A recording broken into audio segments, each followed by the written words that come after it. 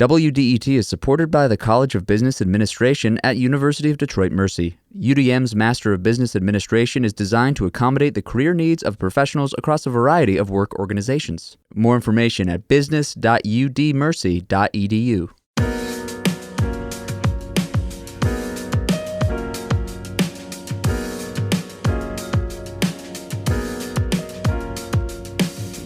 It's the Metro on 1019 WDET. I'm Nick Austin. And I'm Tia Graham. Today on the program, Created Equal host Stephen Henderson will discuss why women's access to health care is declining in the U.S. with Wayne State University professor Dr. Sonia Hassan. But first on the Metro, last year, thousands of fires burned tens of millions of acres of land in Canada. The smoke from those fires was so big, it blanketed many cities in the U.S., including right here in Detroit. Today, nearly 150 of the fires started last year are still burning under snow-covered ground. Known as zombie fires, they have caused the Canadian government to forecast more wildfires this season and to extend into its wildfire season. What does this mean for us here in Detroit and in Michigan generally? Producer Sam Corey spoke with Nick Schroeck, Associate Dean of Experiential Education and Associate Professor of Law at the University of Detroit Mercy. The environmental law expert spoke about whether fire season in Canada is part of a new normal for our climate. These Canadian wildfires that are extending for much longer periods and they're starting at much earlier times in the season, that was just declared by the Canadian government. I'm curious, are we in a new normal here? Well, yes. The drier seasons that we're actually experiencing in Canada and in really parts all over North America and in the Great Lakes region, having these hotter, drier summers, that's also extending into the fall and then often in the spring. And so what happens is areas that were more marshy or like peat bog type areas, they've dried out, and then that provides material potentially for these fires to continue burning over the winter. So, with a warming climate, with these shifting precipitation trends, I do think it will be a new normal that we have to prepare for, not just more wildfires, but a longer wildfire season. Yeah. Last summer, we saw this in pretty stark ways. The air quality dropped quite a bit in the Midwest and in northeastern parts of the U.S. We felt that, of course, here in Detroit as we share a border with Canada when those wildfires were going on there. Should we be expecting a lot of poor air quality this summer too? It does depend on, kind of where the prevailing wind is going and whether it's wildfires out in Western Canada and then that smoke, kind of being carried along the jet stream and perhaps floating over us here in Michigan. One thing that was interesting last summer is we also had some wildfires in Quebec that are actually east of us, and normally that smoke would be drifting or blowing towards the Atlantic Ocean, but due to some of the storms and air currents and low pressure systems we actually had some of that smoke from eastern Canada circling back around and impacting our air quality here.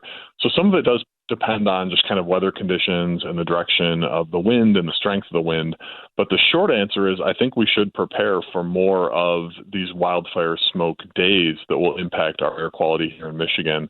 And then also more concerning, if we continue to have these hotter and drier summers, we may have wildfires even closer to home, whether they're in northern Michigan, Michigan's Upper Peninsula, or in Ontario. And of course, the closer you are, the more likely you are to have even worse air quality as a result of wildfires. Yeah, we were seeing some of those wildfires in northern Michigan, and they were pretty scary. Yes. Canada is doing things like trying to close forests to people when conditions are ripe for fires and increasing patrols to spot smaller fires earlier and kind of stamp them out before they get bigger and sort of rage uncontrollably. I'm curious what we can do in America and in Michigan in particular in order to protect ourselves from the poor air quality that stems from these wildfires in Canada. Yeah, unfortunately, there's not a lot that we can do directly to, prevent those wildfires from starting or to help put them out. Although we certainly do have, crews from our Department of Natural Resources and firefighters from the United States that have gone up to help in Canada.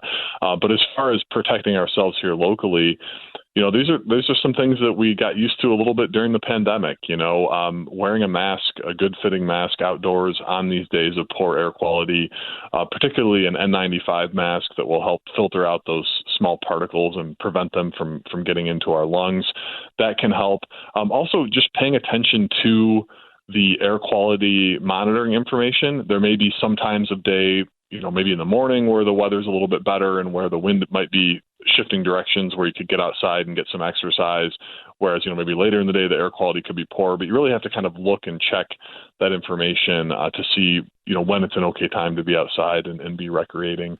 And then, within our homes themselves on poor air quality days, it is a good idea to keep windows closed up. If you have a air filtration system as part of your home heating and cooling system, running that fan, circulating that fan through the filter, that can help remove some of those particles. And then looking at getting things like air filters, the sort of portable air filters and HEPA filters that you can have in different rooms of the house, that can also help pull some of those harmful particles out of the air when you're inside. But I'd say the main thing is just kind of paying attention to the air monitoring data, the forecasting that we'll hear over the summer. And on those days with very poor air quality, it's a good idea to stay inside, to keep windows closed and only be outside and enjoying, hopefully, our summer weather when the air quality allows us to do so. Yeah, it's such a big deal because, we're like cooped up, a lot of us all winter long, and then we get really excited to go out. And in the summer, I've seen people get so excited in the spring, and then to have it sort of ripped from us it feels pretty drastic. But you took us exactly where I wanted to go, Nick, which was towards the pandemic and towards air filtration systems. During the height of the COVID pandemic, there were a lot of talks of improving air quality in homes and in schools by adding and by beefing up air filtration systems. I'm wondering if there's any talk in the state legislature nationally about doing something to ensure that there is better air filtration systems in our schools, in our homes, either by subsidy or by sort of legislation. I'm not aware of any active proposals for subsidizing air filtration, in homes or in schools or in businesses. But I will say that is definitely something that we need to be concerned with, and I think that is something that would be appropriate for our legislature to take on, because not just these wildfire smoke days. That's not the only thing that's impacting our air quality.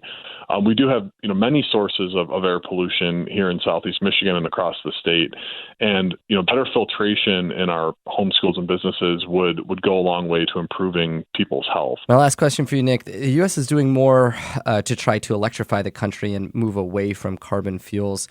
If we continue to do that, and if the rest of the world continues to do that, what could it mean, if anything, to slow these wildfires and lessen the amount of smoke that's coming into the country?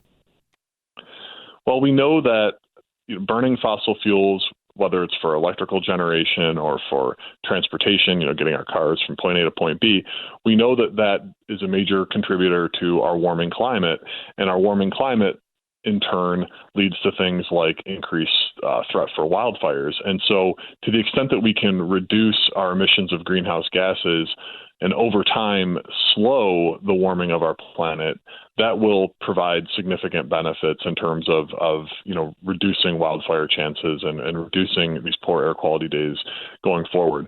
It's not something where we'll see an instant turnaround, but by electrifying our homes or by using more carbon friendly and carbon neutral practices in our personal lives and in our work lives, that will over time lessen the amount of warming that we have, and then that will continue to have benefits in terms of air quality going forward.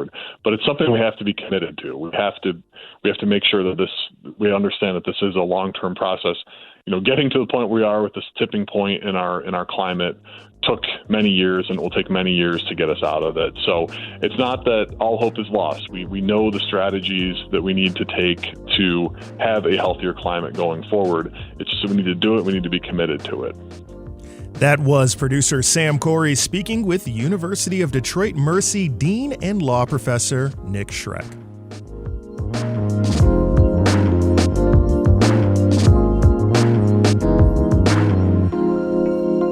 When we return, we'll talk about a new event coming up that celebrates car design in Detroit. This is The Metro.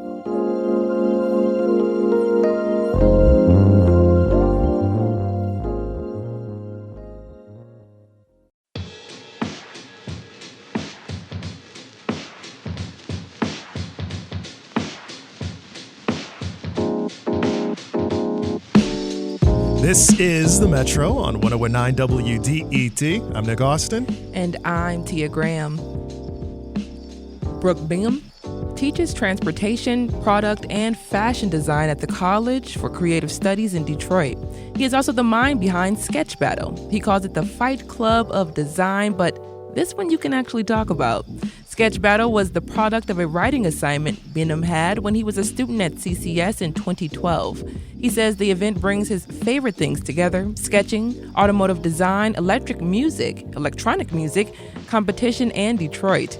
Bingham began this conversation by talking with WDET Sasha Ryan about why Detroit has the biggest concentration of car designers in the country. Detroit and LA, but mainly Detroit, has the most concentration of car designers, perhaps even the world, considering the big three are here. So this is the mecca for car design. And so this is the natural home of Sketch Battle because of that. Motor City is not celebrated enough for its industrial design heritage. Detroit invented industrial design, the streamlining. I mean, it started with the Chrysler airflow, and then, that translated into the locomotives, and then it eventually translated into mixers and hair dryers, the streamlining of things. And I don't think Detroit is really celebrated for that particular movement of design. And so Sketch Battle helps to celebrate that, bring it back out into the open. We do the sketch battles during the auto show. And because the auto show parties are so stiff.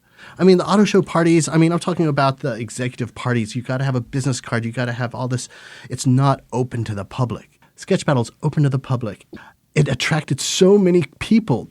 The people who came to the auto show from Europe and Asia, they want to come to Detroit. They don't necessarily want to go to the Marriott and hang out at the nice, bars and clubs and stuff necessarily. They want to see Detroit for what it's known for, i.e. underground stuff, and just that gritty side. And so our sketch battle was the gritty side, open to the public. So of course we took over a lot of parties, like, I don't know, some large car companies would have their executive party at some fancy place. But then, you know what? The people are like, we ain't going to that. Let's go to the sketch battle. We're called the Fight Club of Design. Let's talk about the junior version. There's a Sketch Battle Junior event coming up soon. Yes, exactly. Yes, we have Sketch Battle Junior. So this is a kids version. So we are encouraging kids to come to this if they're interested in sketching. It's a very lighthearted sketching contest. And so we just want to see kids' imaginations explode in this environment. We just want to see these kids' visions of the future. Kids don't have those filters, so it's so fresh to see a kid's perspective without all these filters and politics and issues. And so that's what we find very, very exciting. And it's also a gateway to discovering design as a career. We put them into an environment where they sketch their ideas of future mobility. And we have GM mentors, College of Creative Studies mentors, students and faculty. And also we have some from Ford and Stellantis. Professional car designers come in, hang out with the kids, and we all, quote unquote, trip together. We're just drawing cars, fanciful ideas about future transportation. Some people are drawing Lamborghinis. Some people are drawing spaceships and drawing vehicles that roam on the moon and roam on Mars. So it's just all across the board. And we have some prizes that we hand out to some of these students. We put up all the work onto the wall, and GM representatives look at the work and select a few. CCS also have a few prizes like pre-college summer camp stuff. And you know what? You don't have to be a brilliant artist to get these prizes. Just be a keen student, a keen kid, willing to learn and expressing your ideas nicely. Even if you draw stick people, it doesn't matter because you can always learn to draw When I think about car design, I'm going to get out of my lane and assert Yes. that over the last couple of decades, the design of cars, the kind of visual elements of cars, for a little while, it didn't seem to be moving much. I feel like maybe we're over that hump, but it seemed like there was a moment there where there was a real cookie cutter thing happening in the industry. Yeah, you're right, Sasha. It's moving very quickly now, especially now because of the advent of the electrical stuff. Wherever that leads us, we're starting to move away from the word automotive and move into the word mobility. That is because young people are not into cars like we used to be. People coming out of college with student loans, they can't afford cars. The environmental aspect, people don't want this gas guzzling stuff and the environmental stuff. So, cars have reduced in popularity. But now with the bringing back of electric cars, it's starting to boost the appeal to young people again. Why do you think it's important for children to be exposed to design and participate in design? So I can tell you a little story about, just a very short story about how I got into car design. We were living in England. My mom was reading the newspaper. She was looking at the jobs section of the newspaper, and it said Jaguar is looking for car designers. She knew that I liked to draw cars because I grew up with cars and my dad and stuff, but nobody knew about car design. And so she called up Jaguar and she says, how do you become a car designer? And they said you have to build a portfolio, go to these certain schools, and if you do well in the school, then you can become a car designer. That's how I learned. So I'm thinking that's how Sketch Battle Junior is going to work. Parents are going to come in and see that it's actually a career option. Some people will have the attitude like, oh, I don't want my kid to go to art school because it's not profitable and you won't get a job. But that's not true. Art school is a way to make very good money and have a very good life.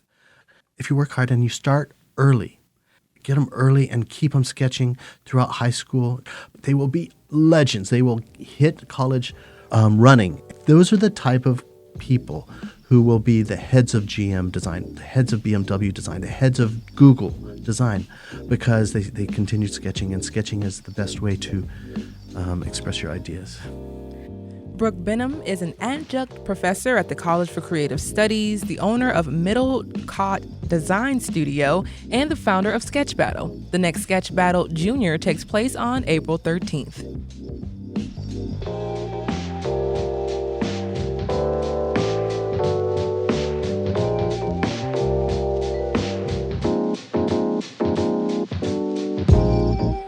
This is The Metro. I'm Tia Graham. Nick Austin is also here. And, I think about, number one, thinking about the weather really quickly. We'll see scattered showers today. Mostly cloudy with the high around 46 degrees. Tomorrow, Friday, mostly cloudy with the high around 45. And your Saturday, partly sunny with the high near 52. We'll start to see a little warm up. Next week, Monday is going to be slightly slightly cloudy with the high around 60 degrees. So we're warming up out there, Nick. Speaking of warming up. I mean, right? Speaking of warming up, I'm thinking about the Pistons. With 2 weeks left in the NBA season, Detroit fans, we have not much to cheer about. We're not super happy about the end of the season. But yesterday, the Pistons were the talk of the league thanks to an unlikely source. Here's Bogdanovich with a miss. Malachi with a rebound. He's doing it all.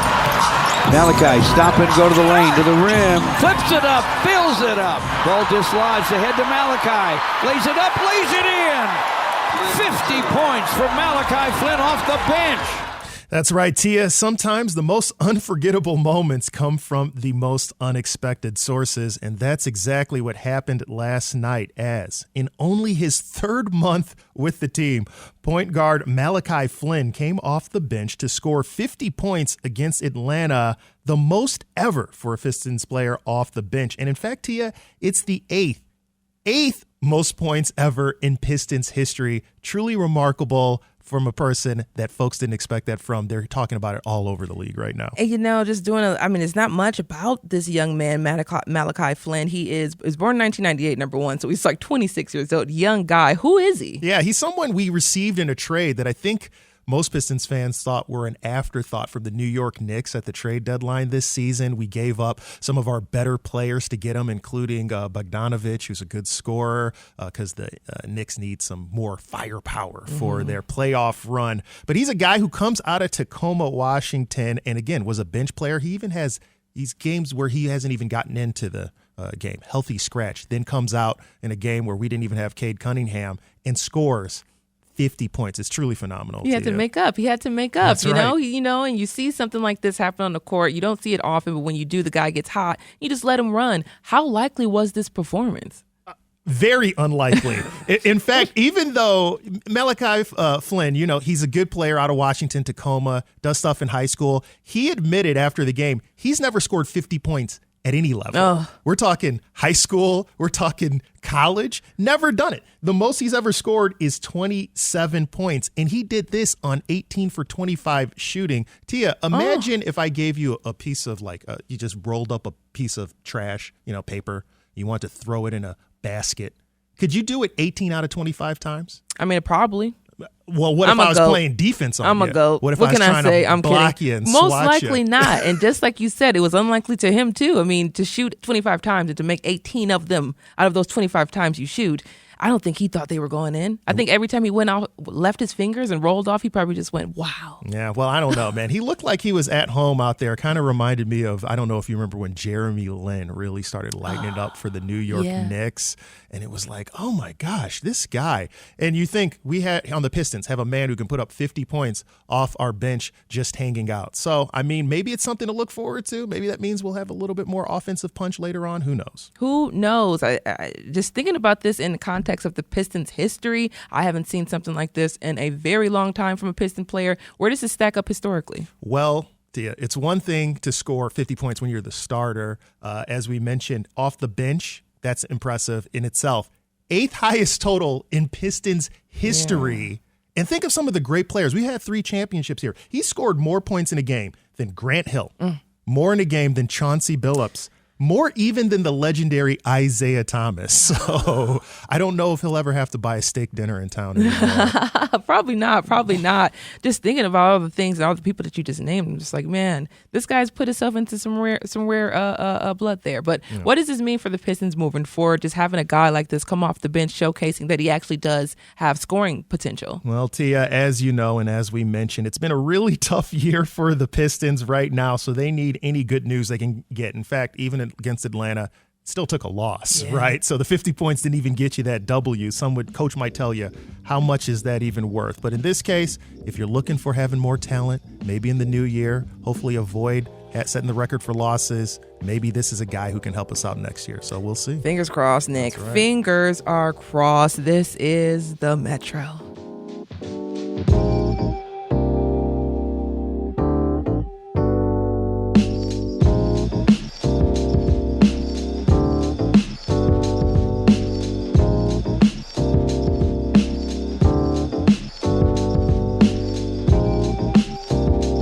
It's the Metro on 1019 WDET, and coming up, we'll learn about an online sound exhibition exploring the sounds of Detroit.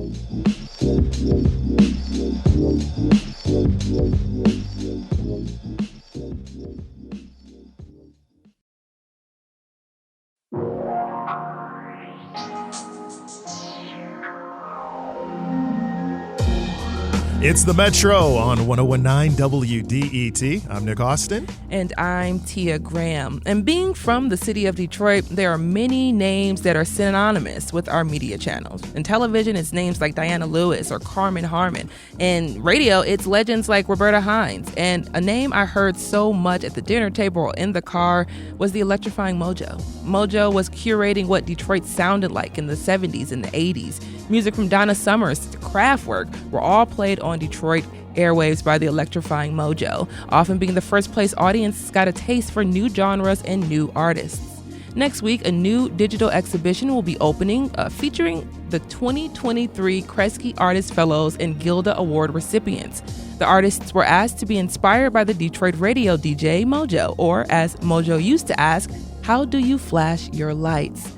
To talk about the new exhibit, we have Kristen Gallerno here. She is the curator of communication and information technology and the editor-in-chief of digital curation at Henry Ford Museum in Dearborn. Kristen, welcome to the Metro. Thanks, Tia. As well, we have Claire Gasumagera.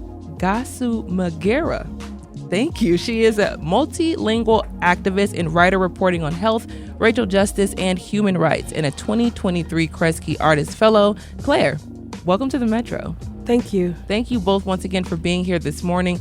Kristen, we're going to start with you. How did this first ever online exhibition come to be? Well, Kresge invited me to come up with a theme for this exhibition for the 2023 cohort of Kresge and Gilda winners, as you said. And I am a sound historian, I'm a sound curator, and a musician. Pause. Yeah. What is a sound historian and curator? So I have a PhD in the history of sound, and then I also am the curator in charge of being the keeper of basically all the sound reproduction and sound culture artifacts at the Henry Ford Museum. So I have a very deep love of sound, and I'm, full disclosure, I'm not from Detroit, but Detroit is my adopted home.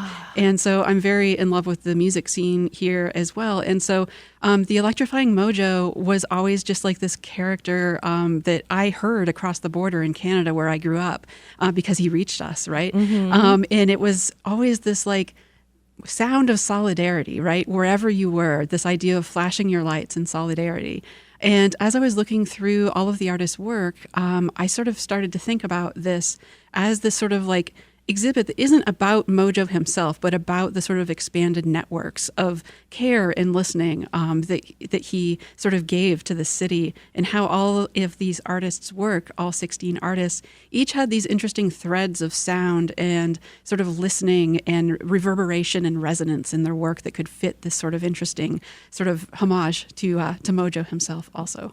Which I love so much. It's such a Detroit thing to hear about the Electrifying Mojo, just in passing, whether you're talking just about radio in general, or whether you're just talking about just things from the past, you think about Electrifying Mojo and radio. So, Kristen, just sticking with you really quickly for the next one, how did you all decide on Flash Their Lights? Like, how did you decide? I know you're looking through the history of sound, and you're seeing the impact that Mojo had in the city of Detroit and its residents and listeners. But flash their lights, where did that come from?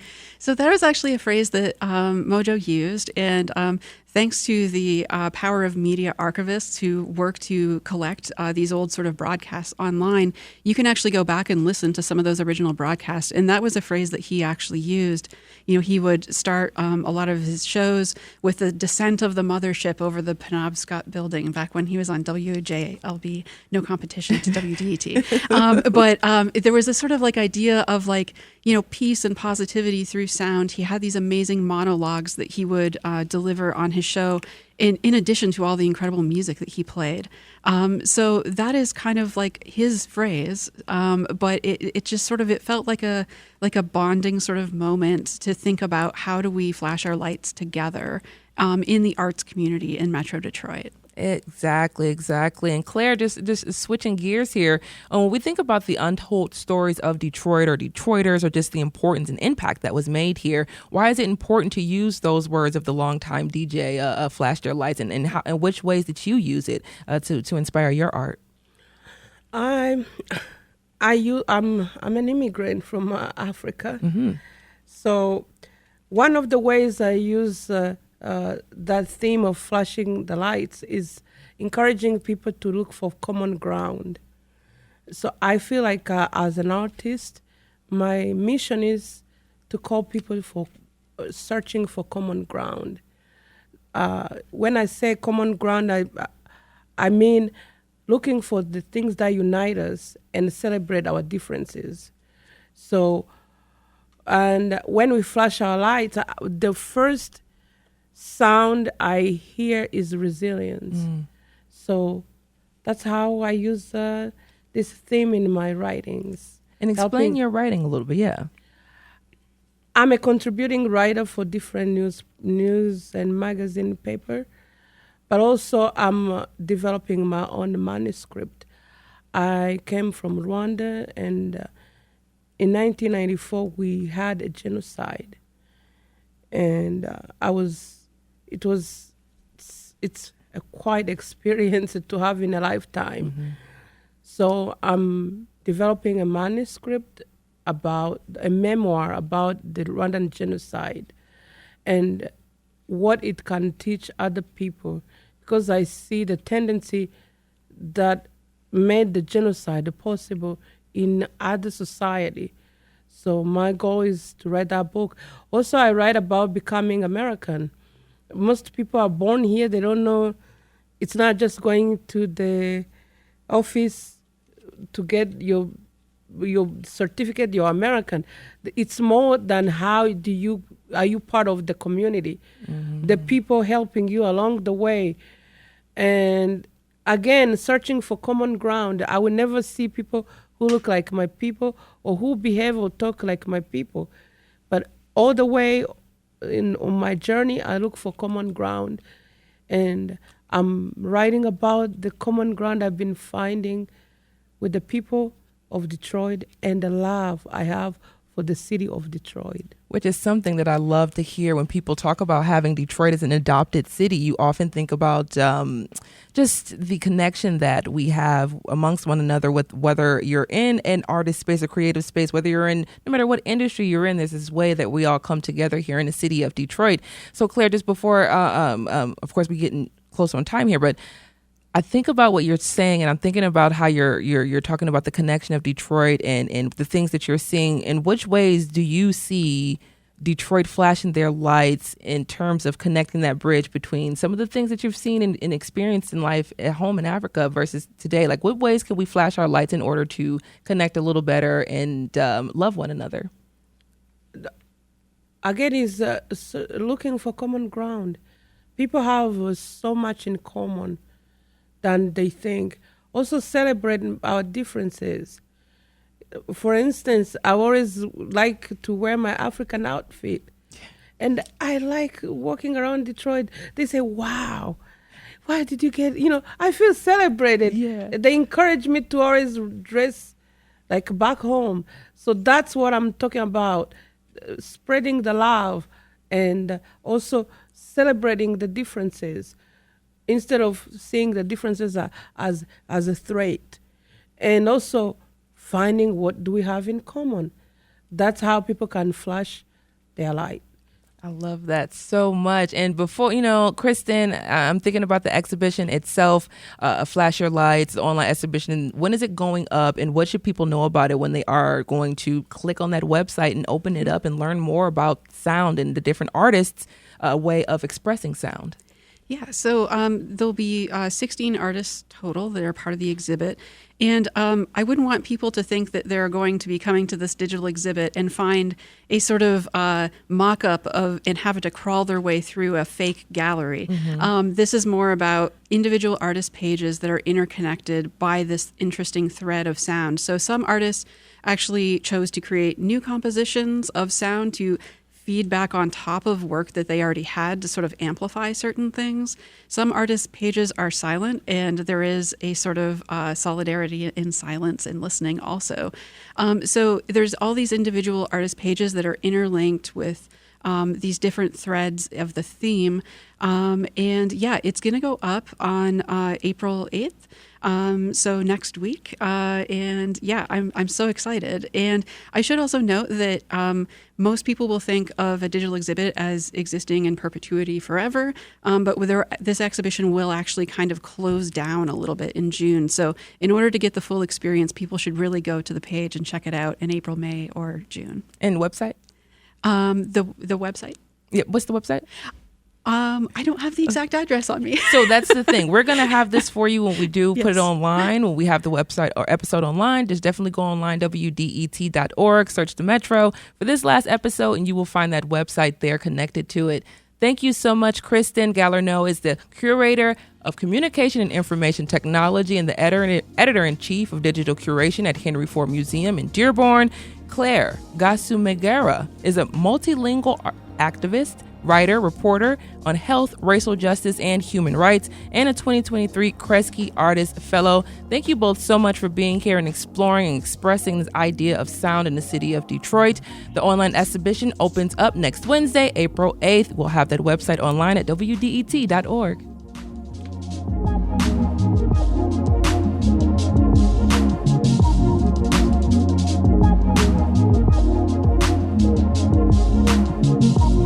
the Metro on 101.9 WDET. I am Nick Austin here with you. And speaking of sports, we already referenced how Chauncey Billups is one of the legends in Detroit Pistons history. Well, he's also set to be a legend recognized nationally as he will be entering the Basketball Hall of Fame. The 2004 NBA Finals MVP helped Detroit to its third title when they upset the LA Lakers, a stacked team with 4 future Hall of Famers on it. He'll be the second Hall of Famer from the Pistons team, along with Piston Ben Wallace. And speaking of sports, the Tigers will play the New York Mets this afternoon. They've won their first 4 games of the season and open tomorrow at home against the Oakland Athletics.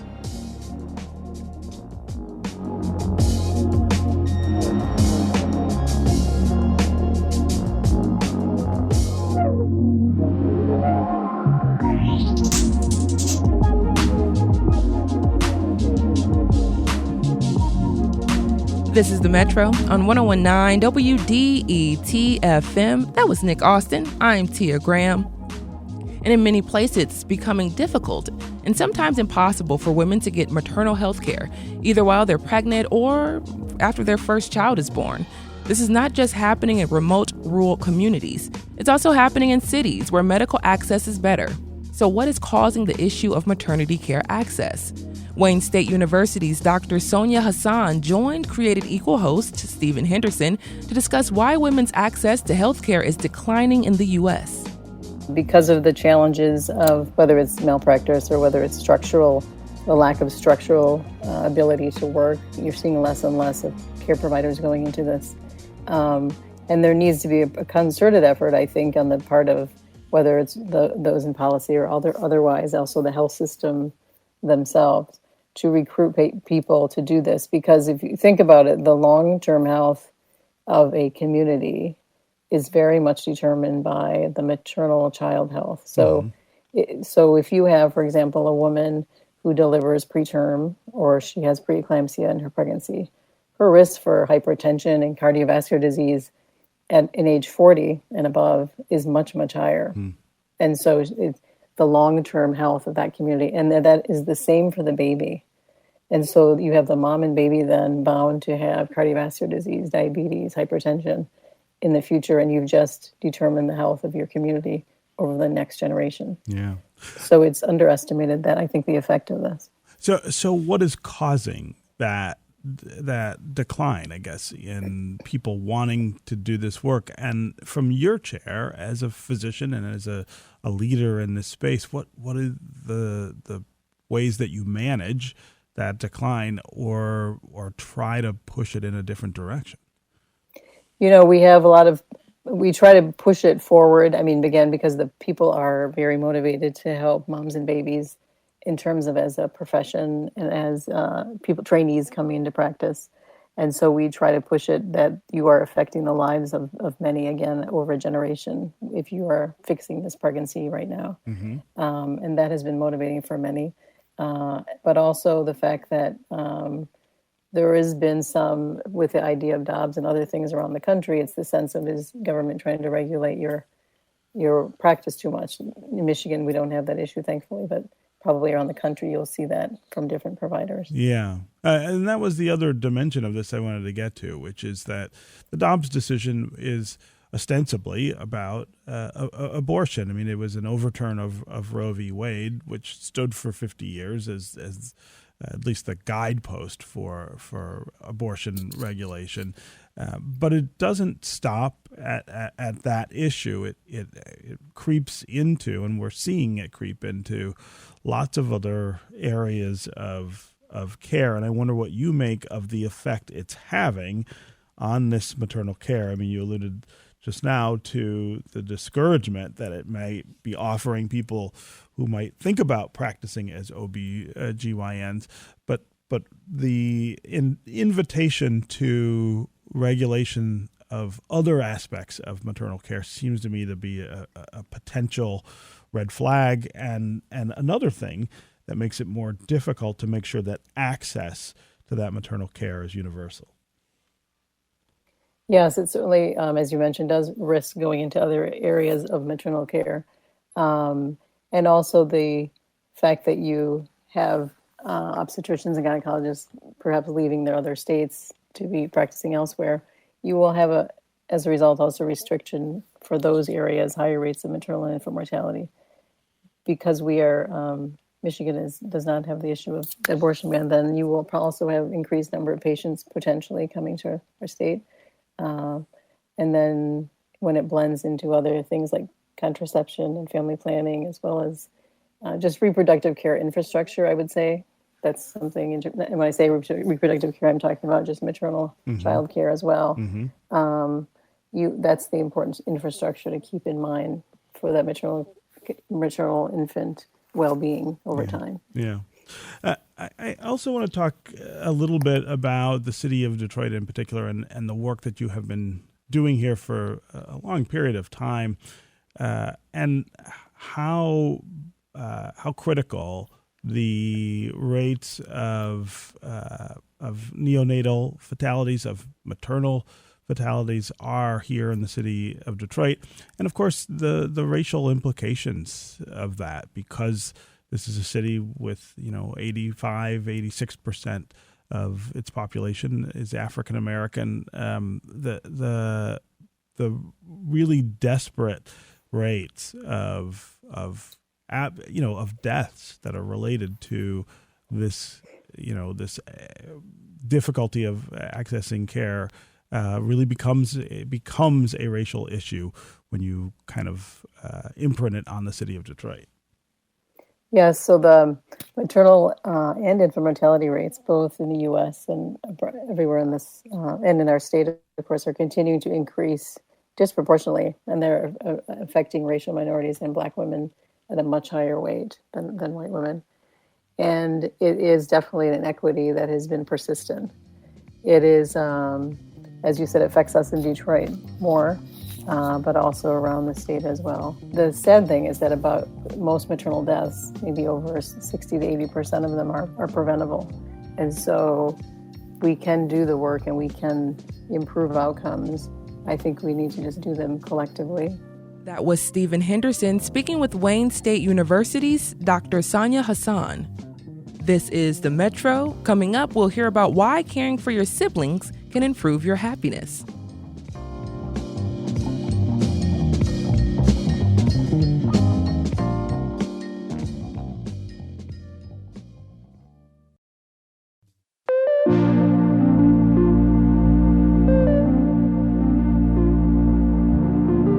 It's the Metro on 1019 WDET, and NPR has been putting together a series called The Science of Siblings to uncover why caring for siblings often leads to happiness. NPR's Michaeline Duclef spoke with a family in Odessa, Texas to learn more.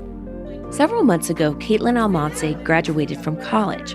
She's 22 years old, and as she thinks back to high school and college, she's had the same best friend the entire time. My sister is my best friend in the entire world, and I tell people that all the time. I don't think I could make it day-to-day basis without her. She's the person that I depend on for everything. Caitlin grew up in Odessa, but she went to college in another town 2 hours away. Sometimes her sister, who's still in high school, will call up Caitlin and ask her to borrow her clothes or a pair of boots. And Caitlin would stop what she's doing and drive 4 hours. There was one time that I had just a 4-hour break. That's all I had. And I drove all the way down, dropped it off in the front door and took all the way back off to Alpine. It's because she needed it. She needed it. And in that moment, she really does need it. Caitlin's love and caring doesn't end with her sister. She feels the same about her little brother. A few years ago, she seriously considered moving with him to Los Angeles to help support him through school. And I was like, look, Eddie, if that's what you really want to do, I'll get up and I'll pick up my life and I'll move over there. And I'd work to help him pay for schooling. Yeah, and so he wouldn't have to struggle either. Because I know how hard it was for me to work and go to school at the same time and juggle. And if he doesn't have to do that, then I wouldn't want him to do that. For the past few decades, scientists have been studying how parents all around the world teach their children to build deep, fulfilling relationships with their siblings. Belinda Campos is a psychologist at the University of California, Irvine. She says that in Latino families like Caitlin's, parents are often doing something very specific. And scientists can even see what it is inside the brains of young adults. In one study, researchers brought college students into the laboratory from two cultural groups. They had European American and Latino participants come in, and they had them play a resource game. During the game, the students had to decide whether or not to help a family member who needed money. Both groups assisted their family members when there was a perceived need. But here's the key. While the participants gave their family money, the researchers studied their brains with an MRI scanner. What happened inside the brains of the Latino participants was quite different than inside European Americans' brains. While giving their family money, the brains of the Latino participants, the reward centers of the brain lit up when they were doing so. In fact, their reward centers lit up more when they gave money than when they received money themselves. But that didn't happen with European American students. It makes such a compelling argument that some of us find the act of giving, or because we're socialized to be like really rewarding. Now, the reward center of our brains helps us feel pleasure and joy. Mariano Rojas is a behavioral economist at Mexico's Technology Institute. He says many studies, including his own, show that Latino parents often teach their children not so much that they have to help their siblings, but to actually want to help their siblings. And they do that by teaching them that helping brings you joy. It's about enjoyment and relations that provide happiness. In other words, helping your sister, bringing her a pair of boots, isn't so much a huge burden or obligation, but a major source of joy in your life. It gives children what I call relational wealth. This relational wealth has massive repercussions for Latin American communities. Rojas's research finds it's the major reason why people in these communities tend to score very high on surveys about happiness. Latin Americans perform outstandingly well. Their happiness is very high. That's across all economic levels. Funniest story of my life. Back in Odessa, the sun has just set over the dry West Texas prairie. It's around dinner time, and the Almonte family is doing what they do almost every day. They're gathered around the kitchen island. There's Caitlin's grandmother, her parents, an aunt, and an uncle. They're telling stories about trips they've taken all together and reliving all the fun. Welcome to the family. That's Caitlin's mom, Sydney. I asked her, how do you teach children to find joy in helping their siblings? It's the modeling, right? Modeling. And what Sydney models is the joy she gets from the relationships she has with her own brothers and sisters. I guess it's a close bond. Even after some of her siblings left Odessa, she still loves to talk to them on the phone. 6:30 in the morning on my way to work, I'm talking to them already, but it's every single day. And her daughter Caitlin not only notices these calls, she even joins them. My mom's older sister, they're in a different time zone than we are. So they have to wake up an hour earlier than their day would start, just so that we could have that daily dose before we get to work. Perhaps most importantly, Caitlin says, is the family enjoys being together. Multiple generations of brothers and sisters all having fun together.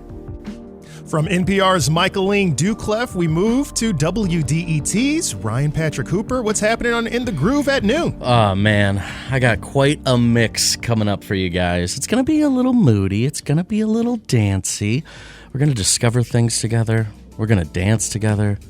We're going to say, damn, I didn't know that, together. Coming up here on In the Groove. All new music just for you, Detroit. Yeah. That's the Metro. I'm not giving you guys so much anymore because I know what happens. I didn't laugh. I was ready to go. I couldn't help it. Listen, we just heard about siblings. That's what it feels like when Ryan talks. I'm like, that sounds like my brother. I can't. Well, that's the Metro for April 4th, and you can listen to recent episodes online at WDET.org, and make sure to subscribe to the podcast on your favorite platform. The show is produced by Sam Corey, David Lyons, and Jack Philbrandt, and our technical director is Nate Bender. This is the Metro, again, a WDET production, a listener-supported service of Wayne State University. If you like what you hear and want to support the Metro, consider becoming a member at WDET.org/donate. This is WDET-FM, Detroit Public Radio, your connection to news, music, and conversation. Talk to you all tomorrow. Bye.